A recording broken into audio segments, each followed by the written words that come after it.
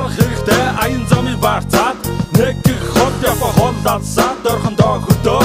зөвхөн Монголдоо дэлгсэн төвлөг дэлэн дотроо нэгэн сайхан газар тэгээд би ирлээ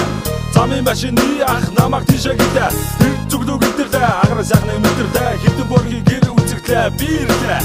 хөдөөний хөрхөн чиний харцаа миний битэр чигээр усан шигсээ хөдөөний хөрхөн чиний харцаа миний битэр чигээр усан шигсээ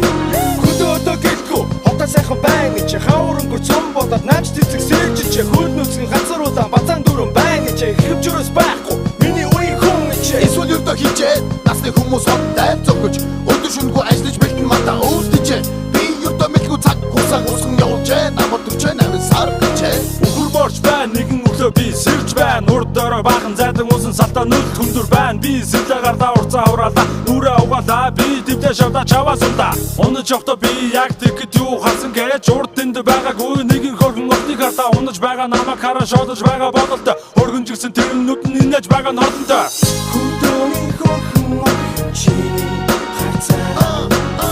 миний битэр чигээр усан шигсээ хөдөөний хөрхөн чиний харцаа миний битэр чигээр усан шигсээ 2-3 өдөр үслэ харин гайгуудаж шүү сумын төвөөс ирсэн бригадын нарийн охин хэсэг яла бүхэн надад шин санагдлаа надад таалагдлаа бид хоёр бинэсээ одоо юм асууж тэр болгонд би үнэхээр хариуж ингэж дотносоо дилээчээ 10 хоногийг бүр сүлдээ халамжлаад хатаж өглөө миний давчиг хотод би нэгэн найз охинтой байлаа тэр болохоор машинаар ирж яв гэдэг байлаа юу номисан орон харин бар орох гээд гойж годон жоохон мөн харагдсан хоббин хонгсон харин энэ охин болохоор тэрнээс шалтор яг миний хайж байсан даруй төдөг мөндө ийм охин тэр болгон тийм олон байхгүй зөндөө эндэрсэн учраас сая л олсон бүлгөө хайж явсан эрдэнсээ эндээс би онсон дарав төлөвцөн өөрхөн дөхөн би харшин энэ бүгд надад яг төгсөн тэрийг би тоосон ти намаа сонгосон чи би